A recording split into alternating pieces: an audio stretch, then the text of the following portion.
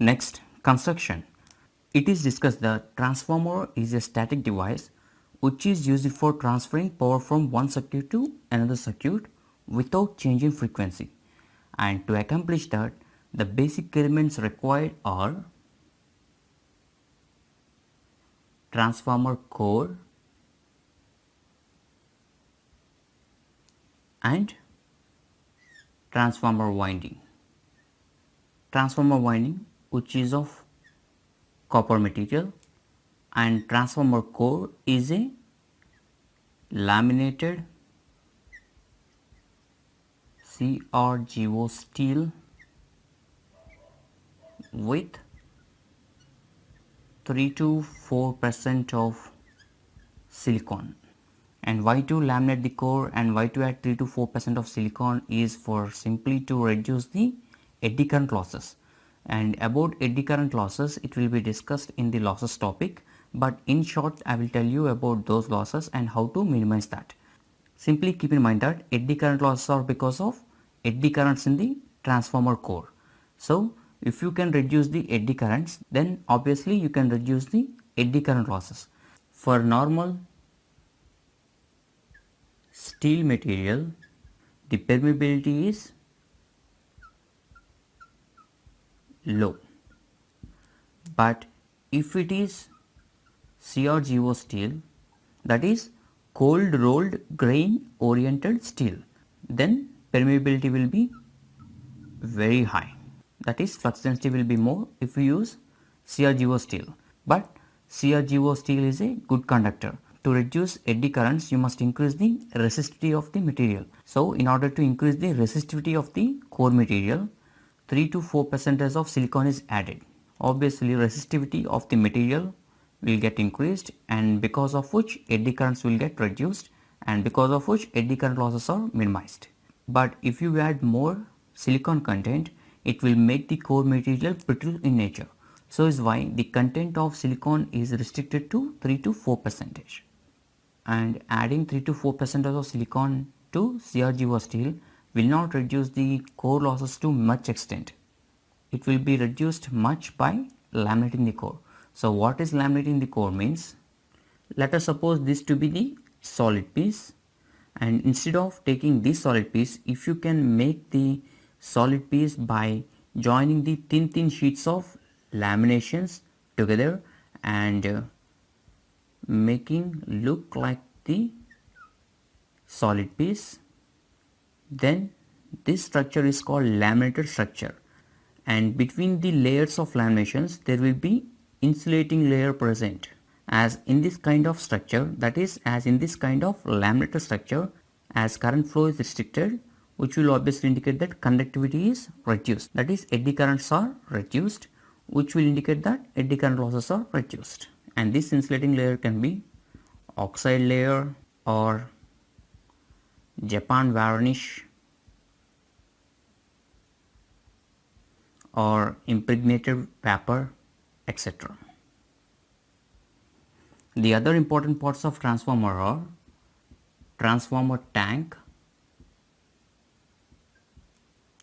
transformer oil and bushings.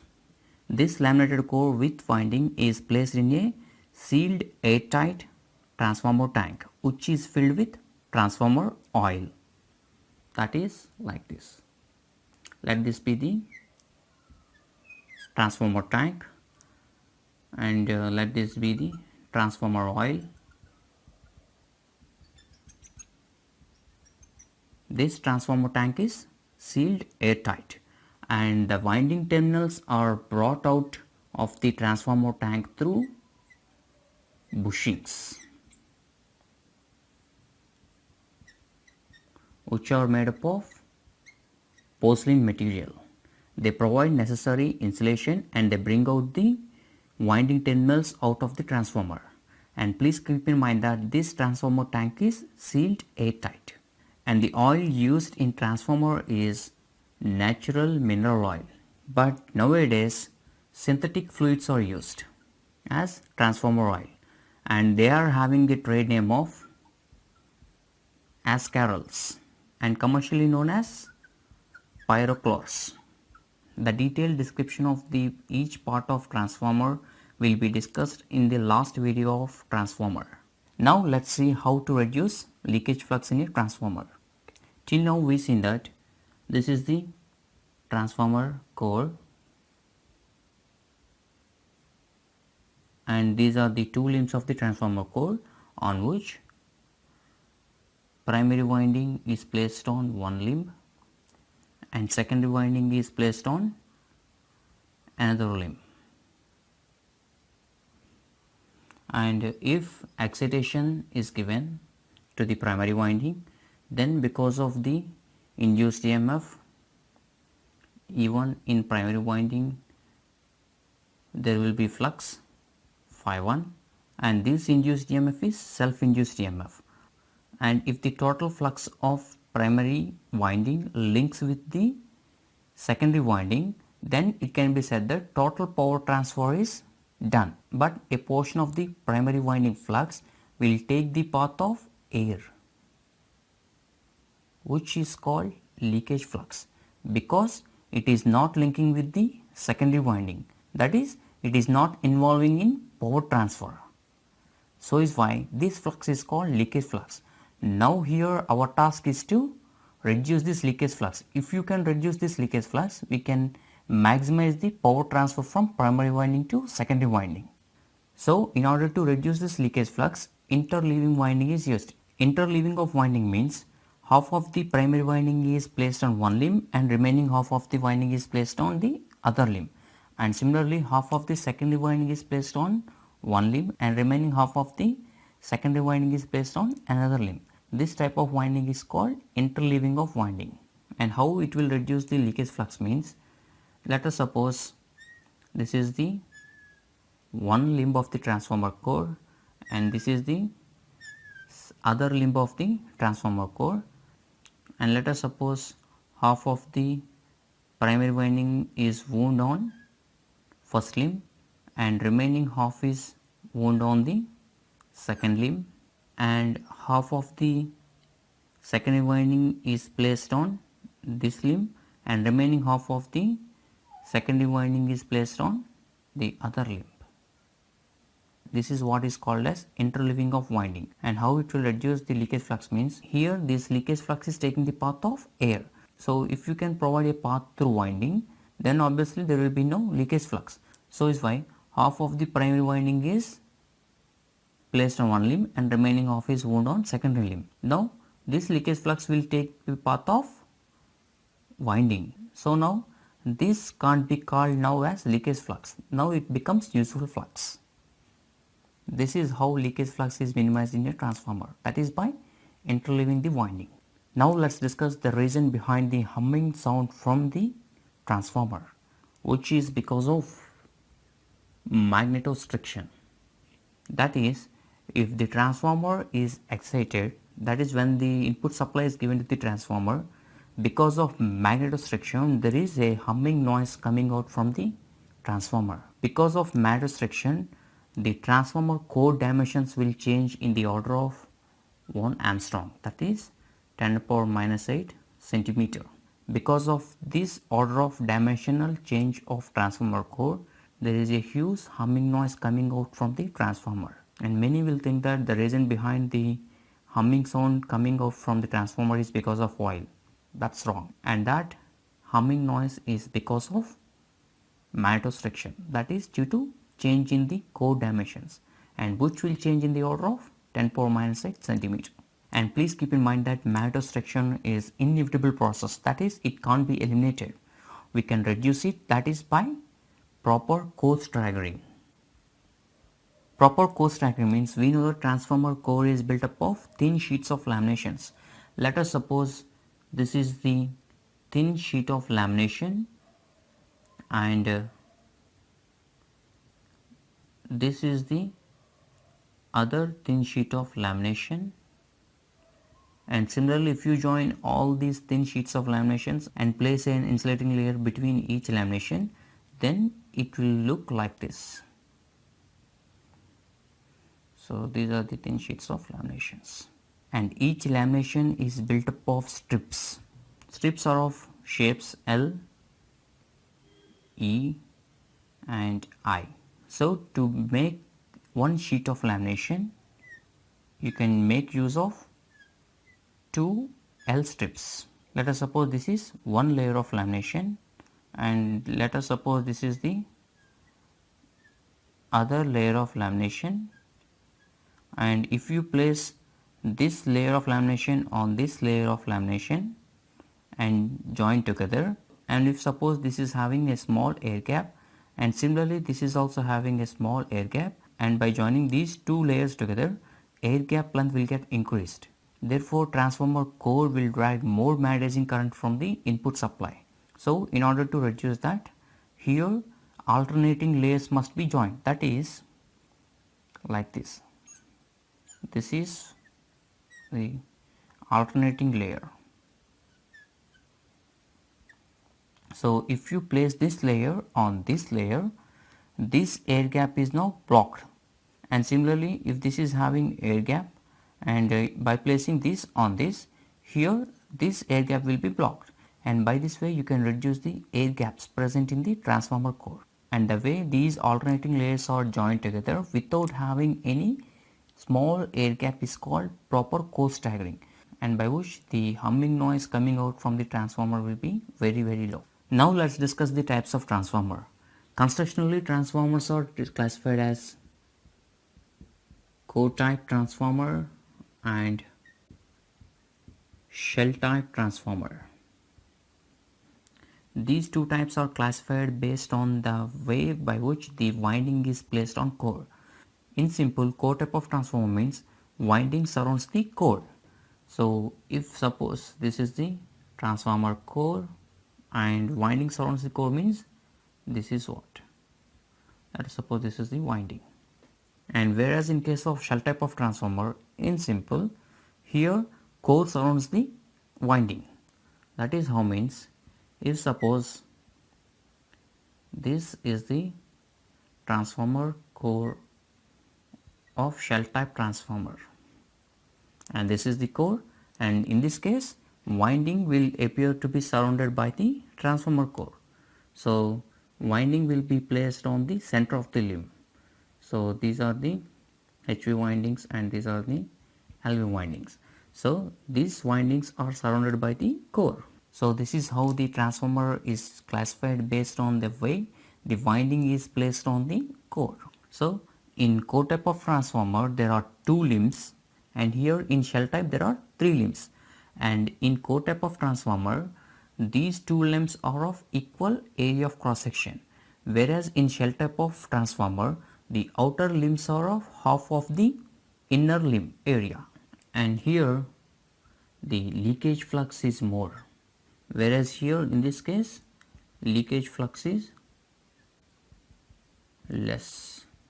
So in this case power transfer capability is low, whereas in this case power transfer capability is high because leakage flux is less, and in this case the winding required is more, that is copper material required is more because these are placed horizontally, whereas in this case as windings are placed vertically, winding material required is less, and in this case concentric type of winding used, whereas in this case sandwich type of winding is used. And the other difference is it is a series magnetic circuit, because in this case there is no flux division, whereas in this case it is a parallel magnetic circuit, because here flux division will take place. And in core type of transformer insulation required is less, that is insulating material is very low, and in this case insulating material required is more. And the other important difference is of these two type of transformer, the core type of transformer is preferred for high voltage applications, whereas shell type of transformer is preferred for low voltage applications. Of course, it is known that we can obtain these similar characteristics from the core type of transformer and shell type of transformer, but the choice between the type of transformer depends upon many factors. That is, it can be on kVA rating, or it can be on losses, or it can be on insulation, or etc. But please keep in mind that for high voltage applications, core type of transformer is preferred, and for low voltage applications, shell type of transformer is preferred. And of these two, the important difference that to be discussed is about the radial forces and axial forces. Now let's discuss that. Transformer windings are form wound. Form wound means they are wound on a separate structure to fit on the core. So if suppose this is the form wound winding, and now transformer core is placed in it. Generally, for small rating transformers, transformer winding is of square shape or cylindrical shape, and the transformer core is of square shape. And for high rating transformers, transformer winding is of cylindrical shape only, because for cylindrical shape of winding, mechanical strength is more, and the core cross section is of cruciform, that is, it will look like this, which is having many steps. So transformer core cross section for higher rating transformers will look like this, and for high rating transformers these steps of cruciform are increased. The type of winding employed in core type of transformer is concentric winding, whereas in shell type of winding the type of winding employed is sandwich type. Concentric winding means here both HV winding and LV winding are having same center. That is, if let us suppose this is the limb of the transformer and this is the other limb of the transformer core. So first there will be an insulating cylinder on the transformer core, and on which LV winding is wound. So half of the LV winding is on one limb and remaining half of the LV winding is on the other limb. And now again there will be an insulating cylinder on which the half of the HV winding is wound and remaining half of the HV winding is wound on the other limb. So this is the insulating cylinder on which HV winding is wound. So if you observe here, both LV winding and HV winding are having same center. So this type of winding is called concentric winding, and concentric winding is further classified into three types, that is crossover winding,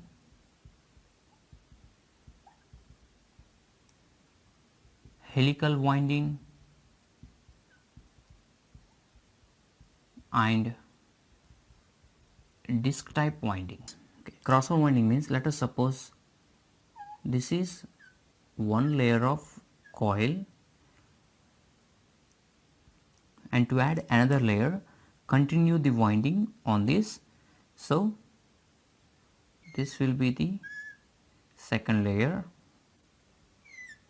and similarly to make multiple layers continue the winding, and finally this coil section will have an inner terminal and an outer terminal, and similarly there will be another coil section which is having inner terminal and outer terminal.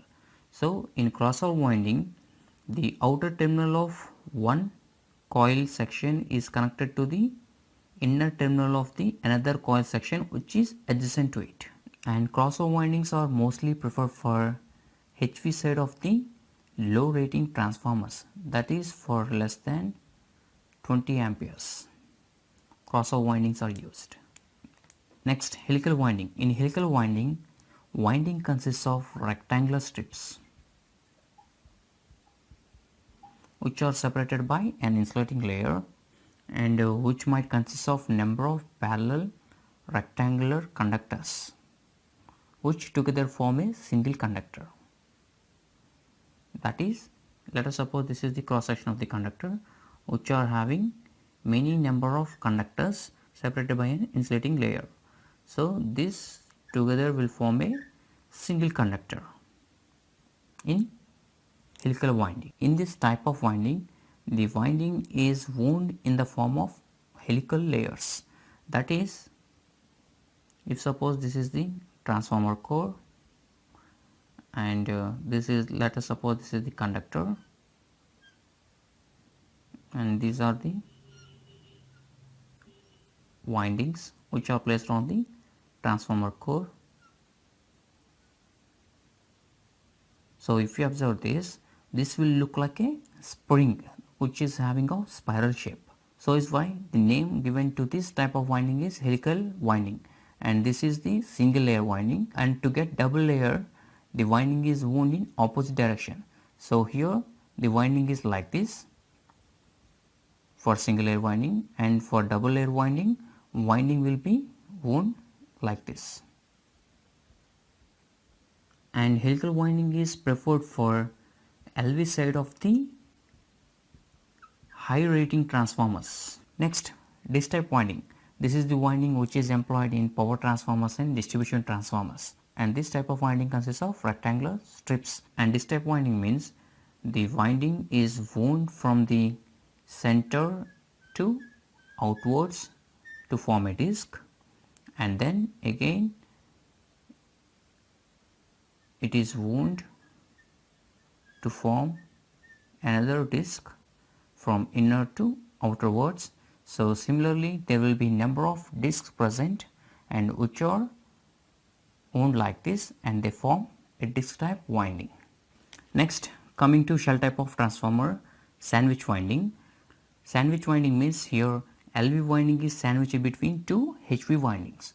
So if this is the central limb, and let us suppose this is the HV winding, and let us suppose this is the LV winding, and let us suppose this is the HV winding, and let us suppose this is the LV winding, and let us suppose this is HV winding. So if you observe here in sandwich winding, LV winding is sandwiched between HV windings. So this type of winding is called sandwich winding. Now let's discuss about the radial forces and axial forces.